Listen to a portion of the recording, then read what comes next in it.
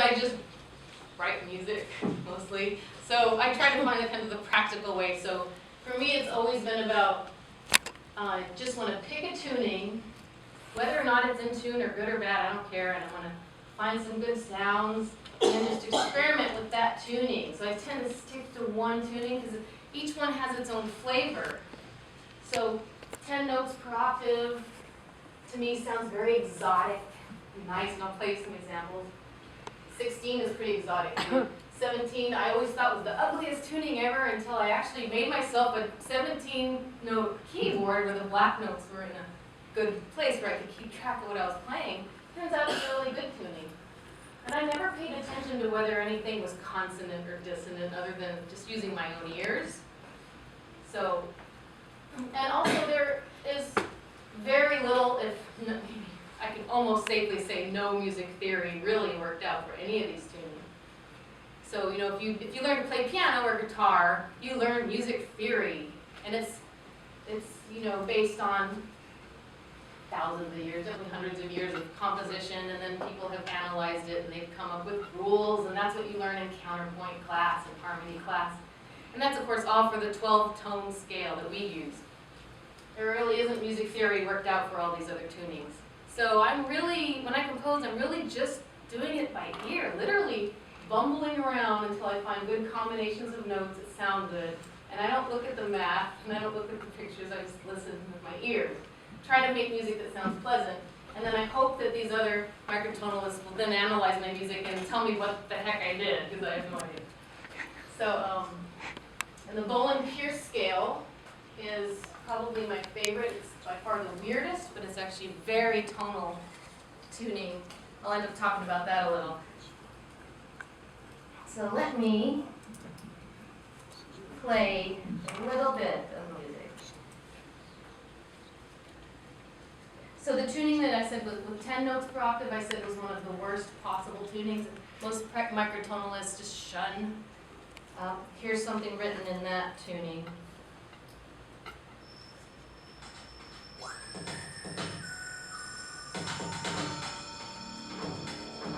I get that feeling when I read about the cosmos and ponder how things really work. I can only imagine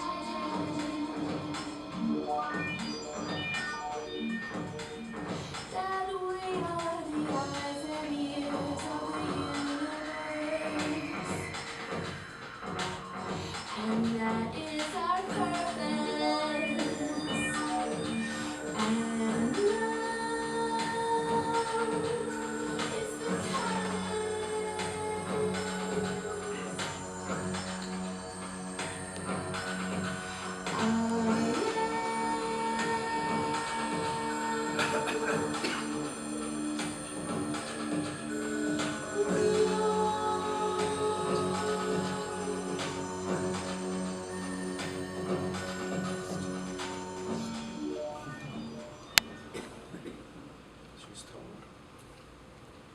So, what I'm really interested in is how long it takes for a set of ears to kind of tune in. Because I realize when you first hear this, and this happens to me too, when I first hear a new tuning, I'm like, whoa, and then I think about 30 seconds to a minute is what it takes for someone's ears, if they're going to at all, to kind of focus in on the tuning and kind of get it and be able to relax and listen.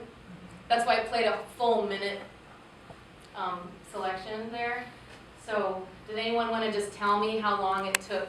Did you notice your ears focusing in on it, or was it just weird the whole time? You sounded very tonal to me completely. Yeah. So I'd ask your mother whether she was tonal. What do you think? I've listened to so much of her music. See, I've messed up her ears is what I've done. Did you hear anything that was atonal in what you just played? Not to me. Not to I me. heard something that I thought was a mistake in the in the vocalist, you know.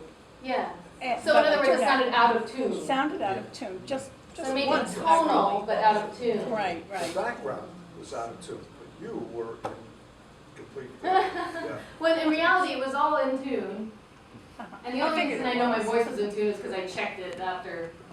But when I sing microtonal music, I usually have a string sound going into one ear while I'm singing into the mic so that I can make sure I'm kind of on the note. Because it's really difficult to just sing out of the blue.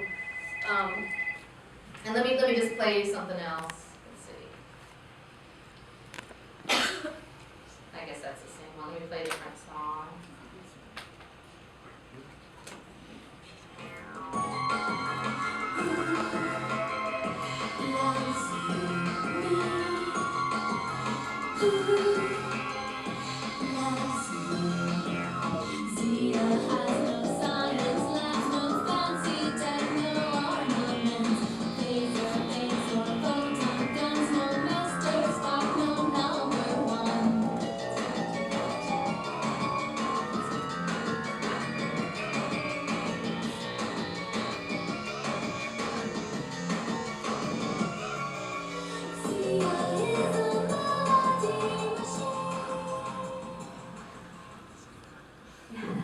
That was a love song to my spaceship.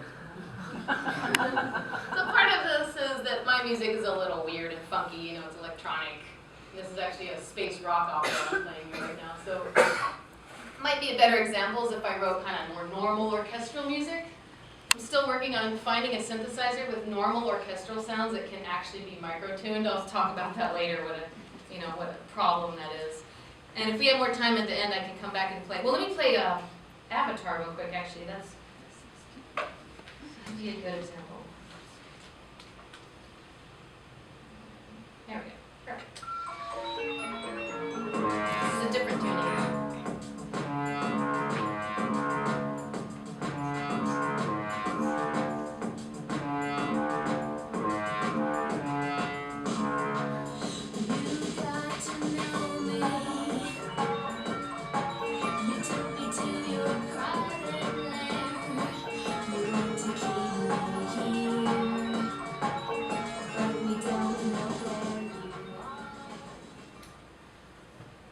That was 16 notes per octave.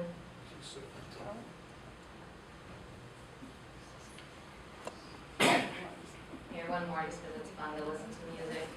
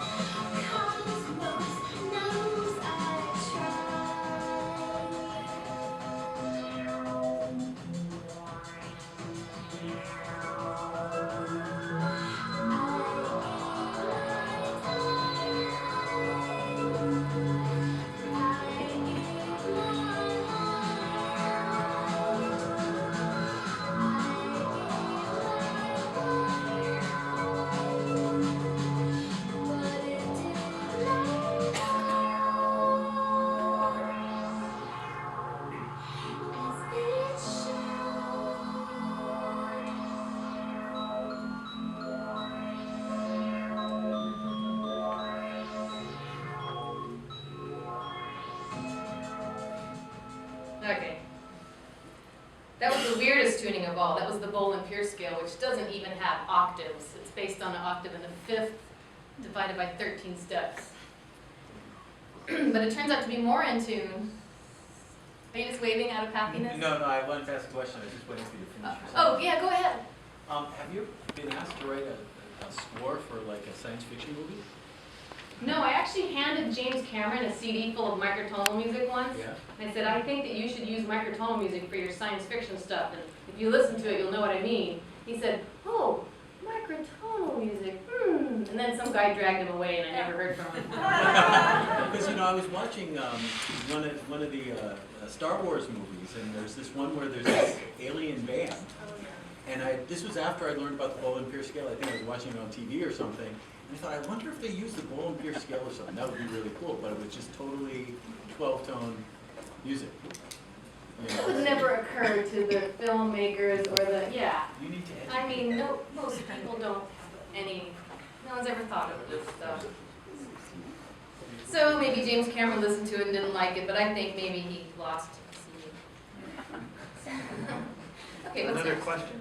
Yeah, I like industrial music, and the ones I really like don't have any voice, just the music, and it just drags you in, and it's just so powerful. I personally listen to instrumental music. But yeah, I'm thinking, because some of it starts with just the music, and I'm just getting into it, and then you come with the voice, and it's sort of. That's when I turn it off too. That's funny, that's true. I don't listen to my own music. I listen to only instrumental at home. But So I have some instrumental, but I don't have any instrumental microtonal, so that's a good, Yeah. if there's interest. I could give you a copy and erase the vocals. Can you do that? Magic. Because usually I'm trying to focus on something at home and then the words get into my brain. Yeah, I want to just be able to relax and listen. So the way that I got into microtonality in the first place, which is probably why I just write music and don't really obsess over the mathematics of it, even though it's beautiful mathematics, is because my teacher, Dr. Boulanger at Berklee College of Music, he got me into it by just playing a song, and it just freaked me out. He walked into electronic music composition class, and said, "I'm going to play a piece in the bohlen-pierce scale," and I kind of knew what he was talking about, microtonality. I thought about it before, but never gotten into it. And he just played the song, and we just played a couple clips. For me, just hearing this out of the blue unexpectedly, it just made my hair stand on end. And I just thought, I should just never write in the 12-tone scale again. I should just always use these microtunings.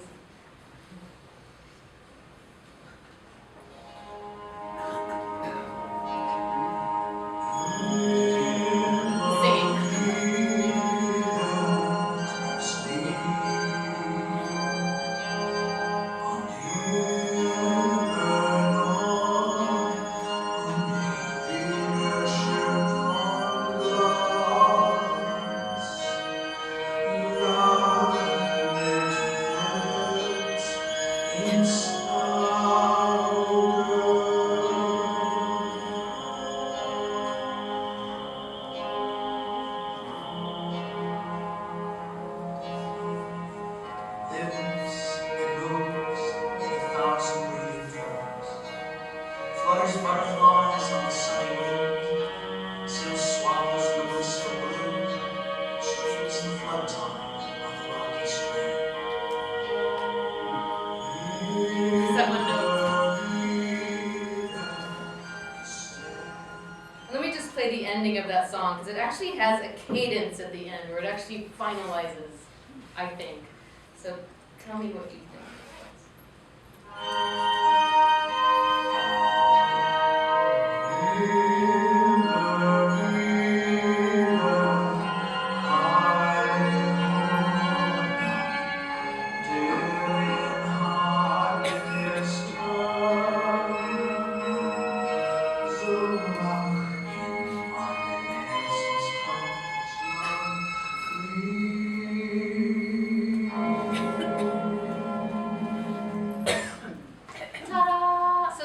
Consonant, at least the very last chord was consonant.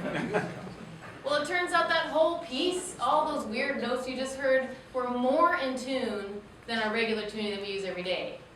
So it's just that we're not used to this. I mean, that's part of it. The psychoacoustics behind this is very complicated stuff. But it's part of it is because we're just not used to it. Because just from a mathematical perspective, it's more in tune, quite a bit more in tune. So I set out to write a song right after that. That was like 1990, I think, that he played that. And then I set out to write a song in this weird tuning with no octaves. So by no octaves, that really means there's only one of every note across the whole entire hearing range, pretty much. There's only one of every note. You can't just double it up down here with an octave lower. So it's very confusing and difficult to write a piece in, but I worked really hard and wrote this song in '91. And I don't know if this really displays it very well, but I don't really write very much with chords. I usually write one note at a time, like melodies. So think Bach, but probably not as brilliant, where he writes lines. So there'll be a melody, and then this instrument will play a melody, and this instrument will play a melody, and they'll line up to be chords, but that's part of the reason I don't obsess over all the ratios and stuff too. And I'll play a little bit of this. Why not?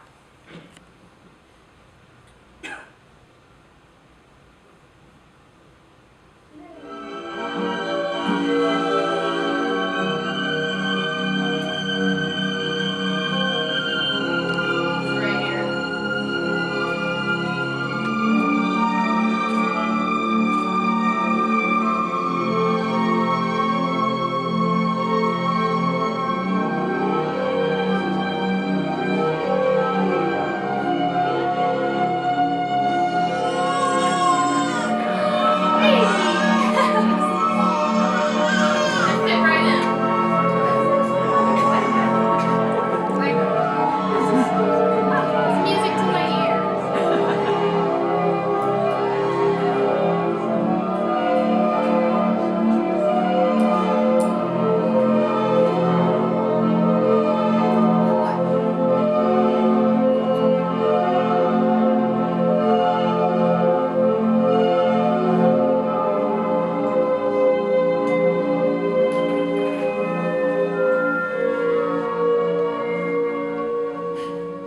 So most of that was synthesizers, and we're just playing notes on keyboards. One of those was actually a violinist. That top line, a violinist was playing by ear. You call these scales, even though there may not be two notes alike. Could you play the sequence? Because for those of us who are very new to it, it might be helpful. Oh gosh, you know, and I probably have that on my computer somewhere, but I'm not using my computer.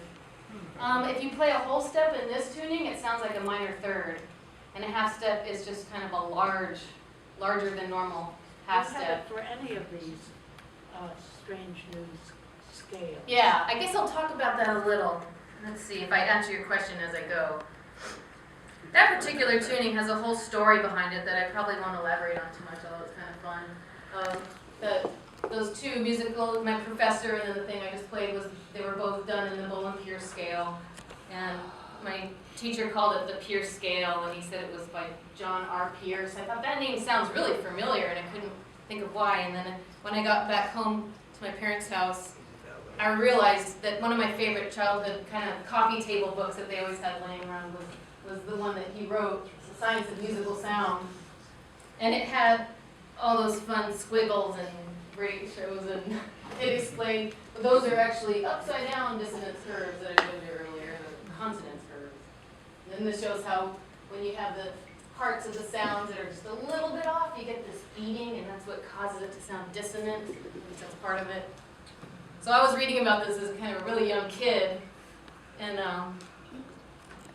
it just came back to me. It was a coincidence. It was the same guy that invented that amazing tuning. And then I found out later there was actually a German fellow that had invented it several years earlier, Heinz Bohlen. And it turns out they're both microwave engineers, which is just a coincidence. They derived the tuning mathematically two slightly different ways and came to the same conclusion that it was one of the most tonal possible tunings.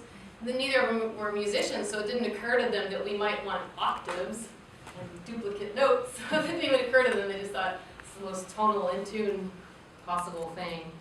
Heinz Bohlen I got to know when I was doing my master's degree at NYU, which is, he mentioned, was in chaos theory music.